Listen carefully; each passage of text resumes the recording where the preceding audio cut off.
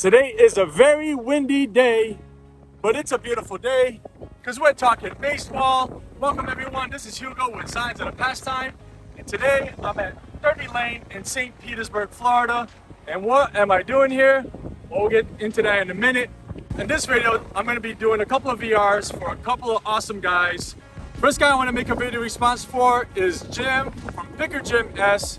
Now, being that he's such a good community guy, he wants to include guys like me, channels that haven't been around for more than a year, making content. And he's asked us to get involved in the YouTube Sports Card Hall of Fame voting. So I'm going to give you my unofficial ballot of 10 channels that I enjoy watching, that I think are great for the community. My criteria is basically just good guys that are involved and support a lot of channels. So it's really cool of you, Jim, to want to include the newer channels in this. So I'm going to give you the 10 channels that I think are deserving to be in the Hall of Fame.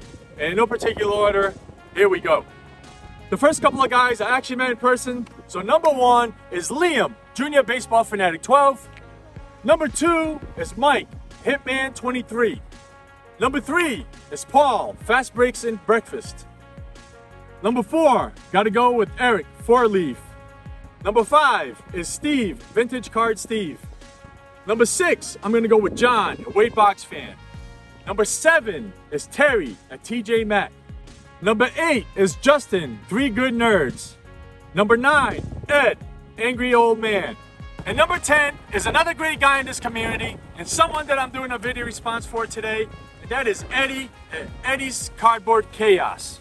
So that's my ballot, Jim. Thank you so much for doing this. Now let's get into the video response for Eddie. Now for Eddie's contest, he wants us to talk about a player that faced adversity. And there's many players throughout the history of baseball that faced many trials, but they still made it and succeeded in the big leagues. And the guy I want to talk about was a baseball lifer. But when he wasn't on the diamond, he was here at Derby Lane in St. Pete. This was his favorite place in the world, besides a ball field. And the guy that I'm talking about is Don Zimmer. His is well-loved 1956 Topps, because Don himself was well-loved by not only his wife and family, but by the whole baseball community. As I mentioned, Don Zimmer loved coming here to the Derby Lane. Now, there's quite a bit of history here, including baseball history, because way back in the 20s, when this place opened, guys like Babe Ruth and Lou Gehrig would come and hang out here. They were invited to come and pose for pictures with some of the winners. So there's a lot of photos out there of Babe Ruth hanging out here at Derby Lane. And years later, guys like Mantle and Barrow would come, and DiMaggio. There's a story of Marilyn Monroe at one time waiting here for Joe DiMaggio while he was inside, and some of the valet guys just being able to talk to her. And so lots of celebrities and former ball players came and hung out here at Derby Lane. Now they don't do the Greyhound racing anymore. That has been illegal in Florida since 2020. But at one point, this was a thriving place and a favorite hangout for one Don Zimmer. So let's go inside and see if there are any photos or anything that tells us that Don was here or anything baseball related at all. Let's go. All right, these are the grandstands here at Derby Lane. And out here is the track where the Greyhounds would run around. And I had to come out here through the poker room, and you can't record in there. So I'm out here to talk about Don Zimmer and what adversity he had to face. Well, in 1953, while playing in the minors for St. Paul, Don was tearing up the ball. And one day he got hit in the head and fractured his skull. He was actually unconscious for 10 days. Because blood clots were forming in his brain, he was given spinal taps every 2 to 3 days. Eventually, 3 holes were drilled into the right side of his head. It's believed that he had a plate in his head, but that's actually inaccurate. What he had was 3 titanium buttons that were inserted in his skull to act like bottle corks. After the procedure, Zimmer's weight dropped to 124 pounds. He recuperated at home, which was actually close to here. And miraculously, he was able to report to spring training in '54 in pretty good shape. Sadly, 3 years later, he got hit in the face again, this time fracturing his cheekbone. He had to have surgery for it because it was indented, so they had to put the bone back in place. Now, I like this card here, the 1979 TCMA, because it talks about that in the back. And this right here looks like the 1953 Bowman color, and I just love the signature on it by Don. And those were a couple of trials that Don had to not only survive, but overcome in order to play Major League Baseball. And after he was done playing, he became a manager, first with the San Diego Padres, but then with my Boston Red Sox. And although he did well with the Red Sox, he's best remembered for leading the team that had that huge collapse in 1978, where they had a 14-game lead and still lost to the Yankees in a one-game tiebreaker.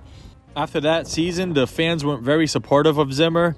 Even some of his players were against him, and he eventually lost control and was let go.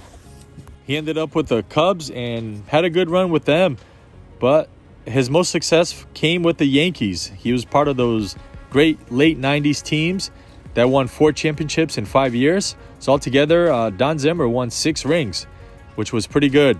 Everyone remembers that scuffle that he had with Pedro Martinez, but it just tells you what a fiery guy Zimmer was.